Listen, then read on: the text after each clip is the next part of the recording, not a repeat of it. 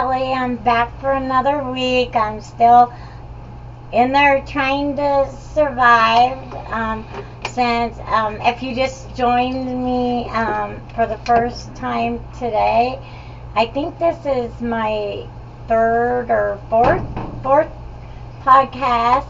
So we're still learning. We're brand new at this, and I'll just go over why I started this. I kind of started it in honor of my friend Donna, who had MS for many years, and she's the one that taught me how to do it gracefully, how to be happy, and she was just a wonderful person. And also, I know that I've mentioned, but during the time that I lost my son, she was one of the first ones there for me. And for over 30 years, we dealt with MS together. And I just loved her. I loved her family so much. And I just miss her so bad. And I don't know anyone that has multiple sclerosis, which I'll just kind of redo it a tiny bit. I was diagnosed with multiple sclerosis at 23, and then I think it's getting really close to 3 years ago, I was diagnosed with Parkinson's disease. So my body loves neurological diseases, and so we just tease about that, but hopefully I don't get any more. I mean, I think I have enough. So we welcome anyone that has neurological disease of any kind. It doesn't matter. Your caregivers might want to watch. I have my caregivers on here sometimes. And we're going to be having my son on soon. And he's got great stories to tell. You're going to love him. I don't know what to say. You're just going to love him and his story, because he never had a mom that was well. He was not born to a well mother. And so he has some really funny stories, and he has some stories that were a little difficult. So I welcome children, maybe that's a little older, to my podcast too. I know Alan's going to be a great help to them. And so anyway, I want to ask all of you, how was your week? What did you go through this week? And please let me know. And please don't forget to like and share my videos, so I can keep them going. And also, I found out with YouTube, when you're just starting out, like, you're at the very bottom. And so, like, if someone looks up MS, or they look up Parkinson's or neurological diseases, I'm the bottom feeder right now. And like, you're gonna have to scroll through a lot to get to me. So anyway, the name of my podcast is Living with Multiple Sclerosis and Parkinson's with Shelly. Or you can find me at Shelly Boren, Boren. Also, to get to my podcast, and you can also email me at Shelly Boren.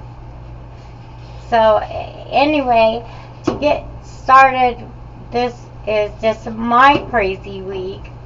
I don't think I not have a crazy week, so, a bed fell on me, and I got 16 fractures in both of my feet, and I think I kind of brought it up, but I didn't really talk about it. But anyway, I do have 16 fractures in both of my feet and ankles.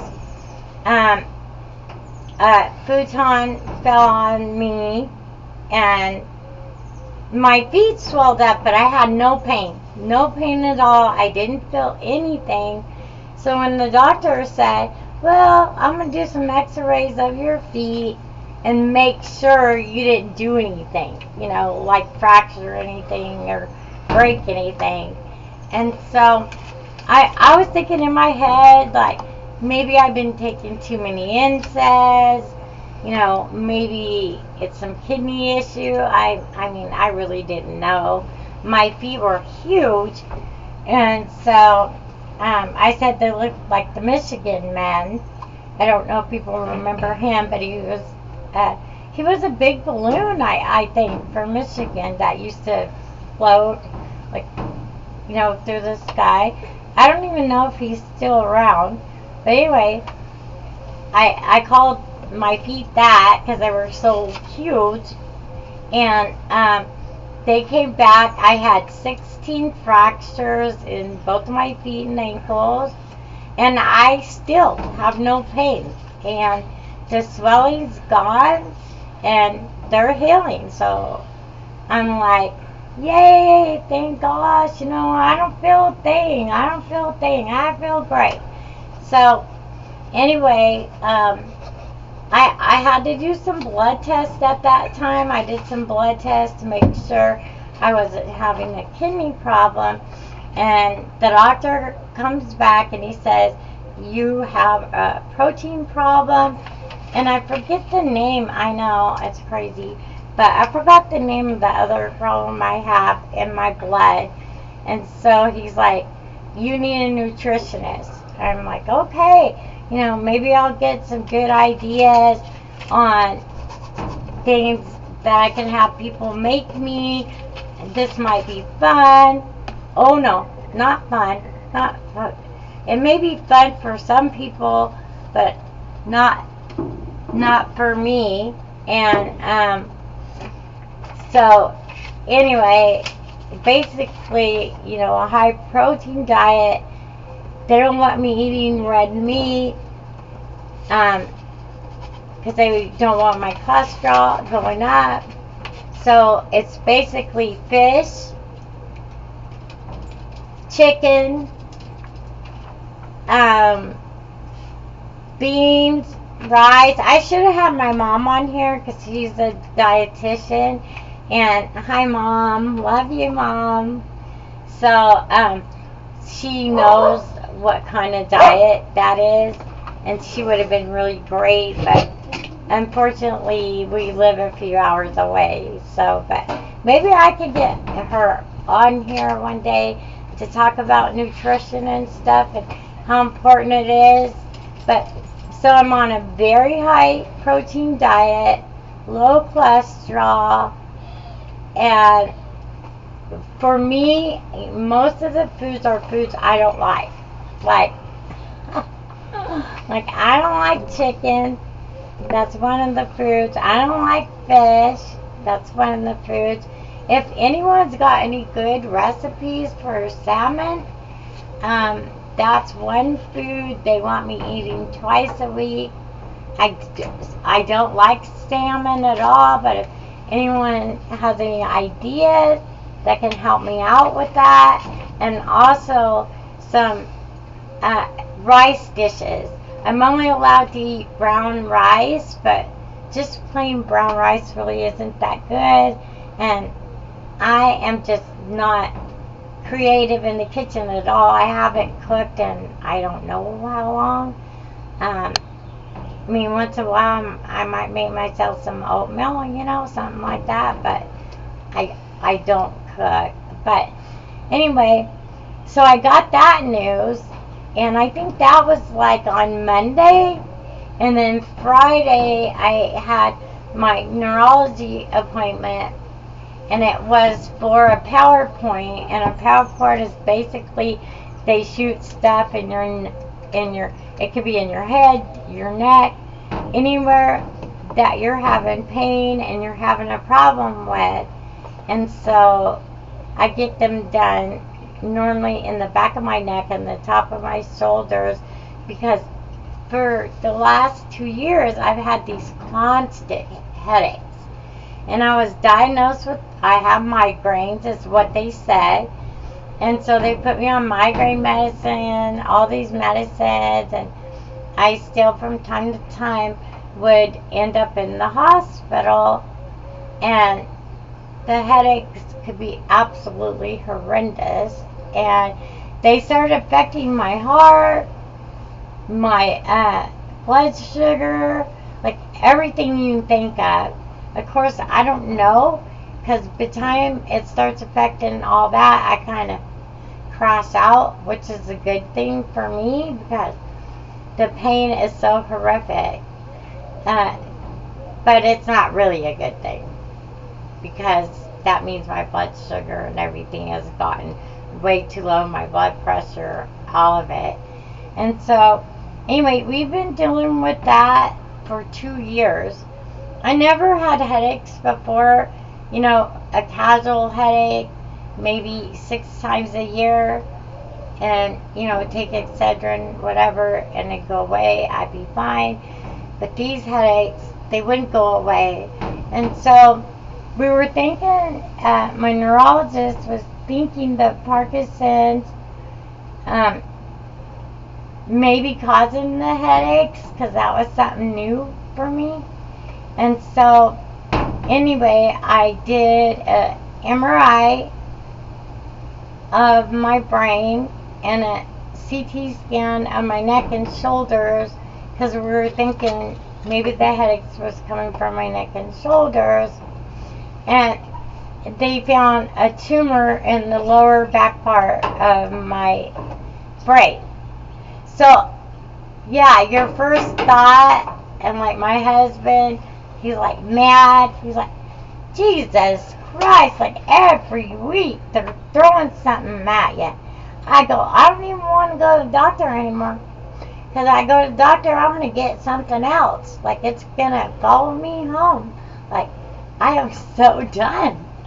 And I literally thought it was hysterical, like, because I've been through so much, and it's like, now you're telling me I have a brain tumor? Like, you're joking me. You're totally joking me. And it's just a total joke, right? And so, anyway, they said it's about the size of a walnut. It's not in a really good area. I don't know if there's a good area to have one. I don't know that it's the worst area, but I mean, I'm glad it's only the size of a walnut and it's not the size of a grapefruit, but it's in the back of my brain, in the very back, kind of lower in my brain, and I don't know why I can't think of that area, but I'm not really good with the brain, and I know this your frontal lobe, because we deal with that with multiple sclerosis, right, with our eyes, and optic neuritis comes from our frontal lobe. It's our optic nerve. So most of us that do have MS, and please let me know with other diseases, also affect your frontal lobe of your brain and your eyesight. And I don't think it affects your speech. I know MS in general affects our speech, but I don't know if it has something to do with your frontal lobe too. You can always ask your neurologist exactly what that all affects. I should know that after having MS 38 years, but of course, when I come in on here, I am non-scripted. I am talking from the heart and soul, so I may fumble a bit. Just bear with me. I'm getting better at it. Like, hey, Shelly, wake up. It's like, because I probably do know a lot of these questions I put out here just by living with MS 38 years. And I'm still hoping and praying to get some Parkinson's people on here, because I absolutely do not know of anybody with Parkinson's. And what I know about Parkinson's is from my doctors. The one thing I do not do, and you can ask your neurologist, there's quite a few reasons you should not go on the internet and put in, I have Parkinson's, what does it do to you? I have MS, I have whatever you have. Because sometimes on the internet, they're not updated, so you can't count on the information you're getting there. Plus, where is that information coming from? Is it really coming from the Mayo Clinic? Is it from one doctor from the Mayo Clinic? It's always best to ask your neurologist these questions and not let the internet diagnose you or tell you, what's going to happen to you or so on. I think you get what I mean. Like, I guess it doesn't hurt. We're all curious. But I really, honestly, that's something I've never done. I've had people call me that they've read, this new thing on the internet, and maybe I can get it. And then I'll ask my doctor about it. In reality, because of the United States will not let you have that medicine. And I'd like to do a whole topic on that and about how hard the last 2 years, we've had to fight to keep me on Copaxone, because they wanted me on these new medications that cost a whole lot more. And I have been on Copaxone from day one. I have tried 2 other multiple sclerosis medications, and I had horrible exacerbations both times. I was put in the hospital. So for me, I don't feel comfortable getting off Copaxone anymore. So we'll go into this a little bit, because I can't help myself. I'm just one of those people. Can't help myself. But so what they did was they upped the price of my Copaxone 500%. 500% overnight.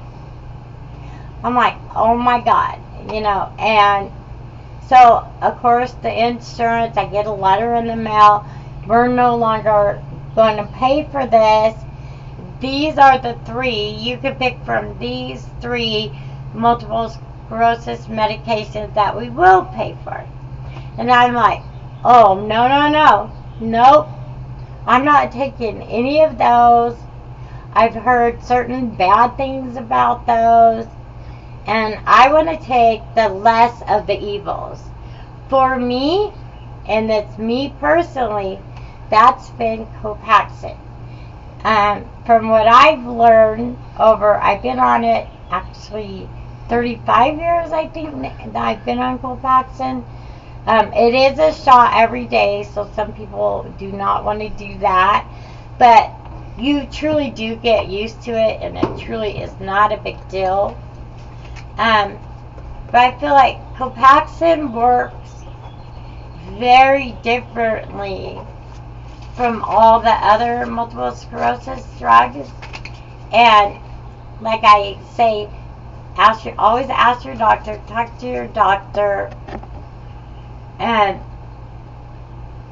I'm looking at my producer's note to me, but I don't understand what he's saying.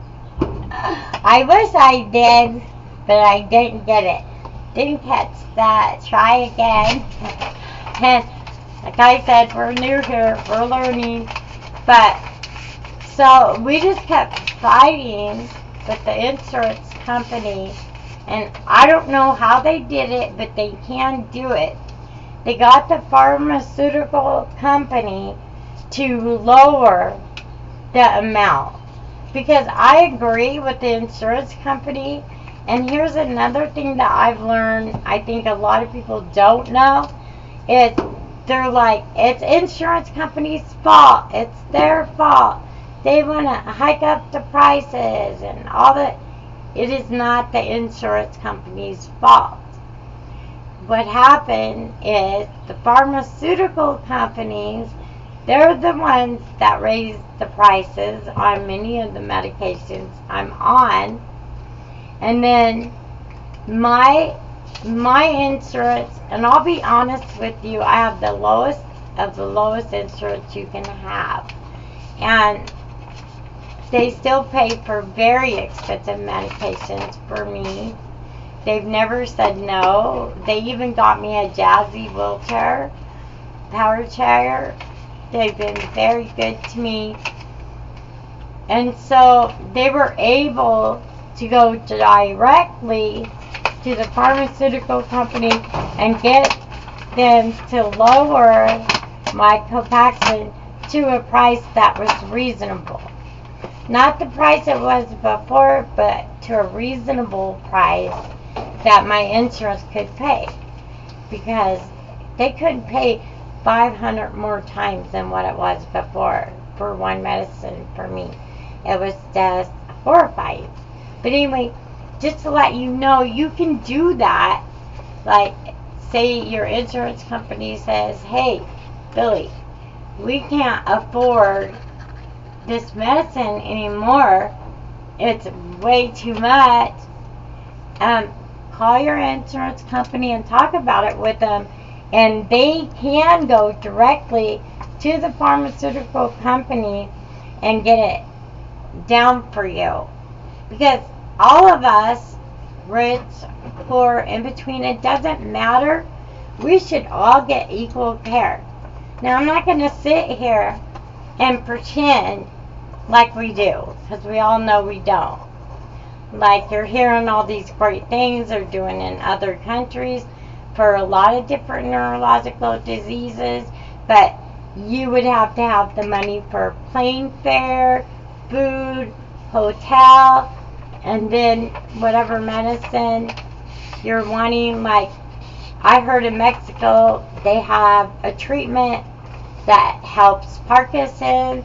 I know, not personally, but I do know people that's going down there and getting this treatment, and they're having really good results. But I can't do that. I don't have the money to do that, and they're going like every 3 months. So yes, if you're frustrated over, you feel like you're not getting what you need, like, I'm on SynCal. I mean, I'll just say I am. And I've been sick for a very long time, and they do so well for me.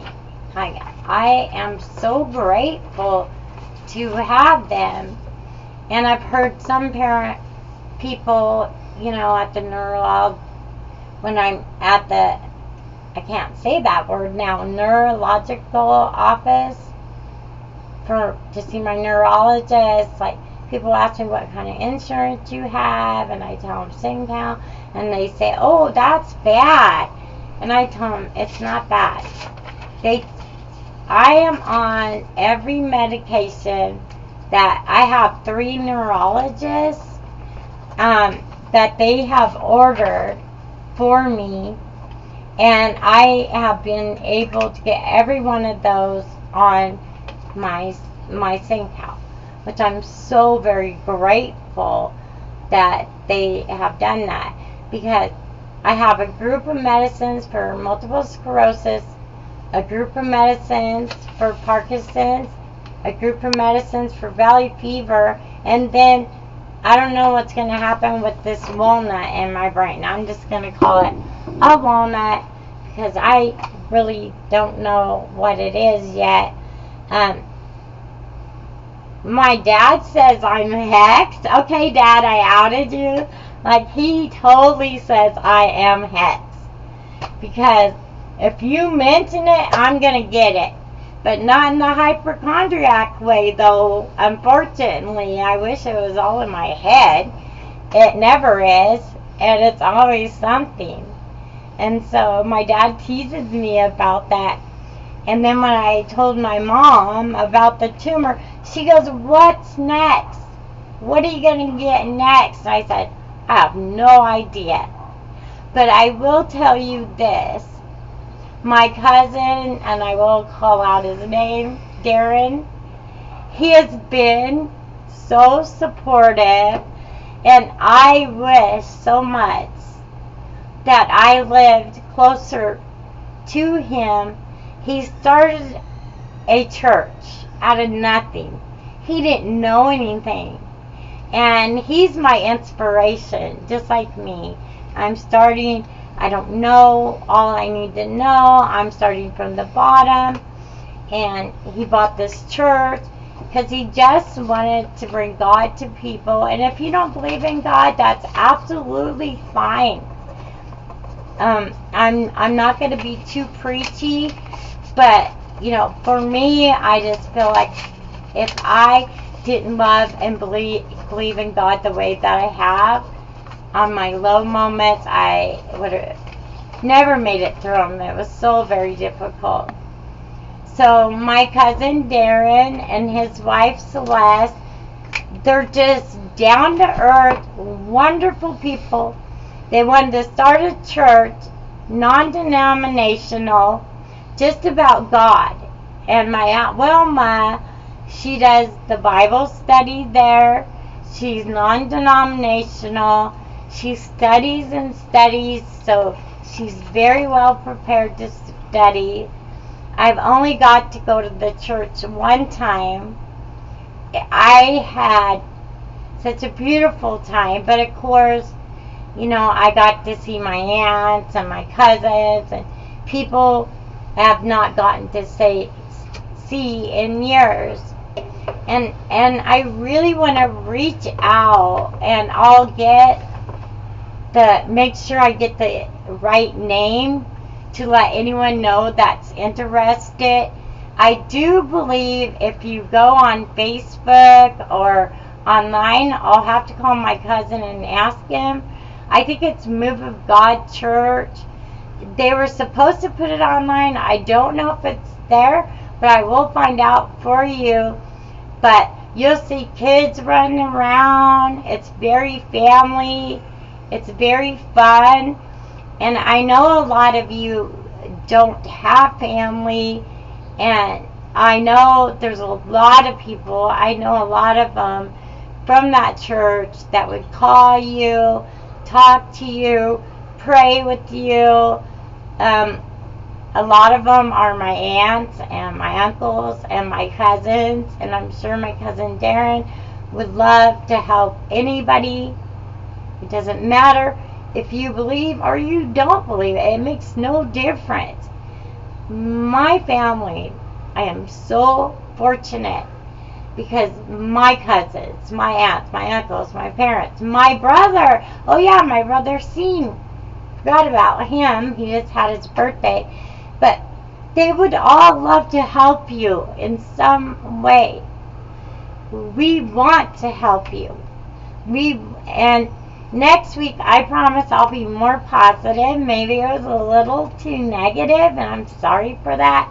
And I am praying that my video gets uploaded without having an issue. If you've been watching the last 3 weeks, it's had an issue, and my producer and I, we can't figure it out, so we got a new computer. So I'm hoping and praying that there's no glitches this time, no Darth Vader voices, no weird voices. And yes, I'm going to admit it, I am so nervous. I am very nervous doing these podcasts, but I'm going to get better.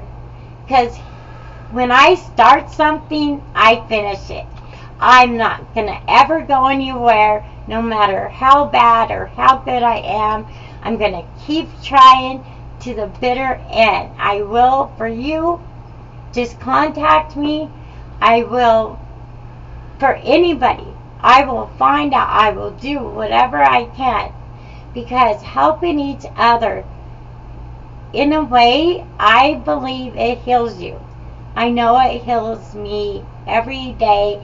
And we'll talk about that next week instead of negative things. And we'll talk about how can we heal ourselves? How can we feel better when we feel so beaten down and our body is so beaten down and it won't do what we want it to do? What our brains want so badly want us to walk again, to be able to cook again or do the yard again instead of sitting in a wheelchair watching it be done. Like, we want to feel dirt again. We want to be dirty, whatever it is. Like, that's everything how I feel with my podcast. And here's one of my new paintings with my Arnold Schwarzenegger frog that I painted down there. I'm not a professional painter. I paint for therapy at home. Of course, I made this frog up in my head because he kind of turned out with a lot of muscles. So I call him Arnold Schwarzenegger frog. But that's just something I started doing out of boredom. But I want to say I love all of you. I deeply do. And I will say again, I am not making $1 off this podcast. I will never make money off it. That's not why I started it.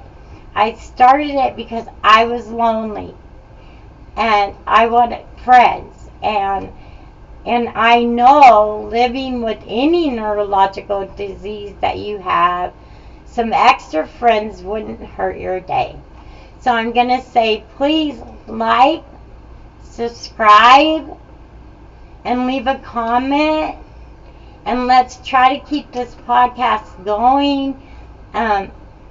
It's you, the people, that will keep it going, and I just beg that you don't forget to smash the heck out of that like, subscribe, and just keep coming back. I love all of you. I truly do, and I truly come from the heart.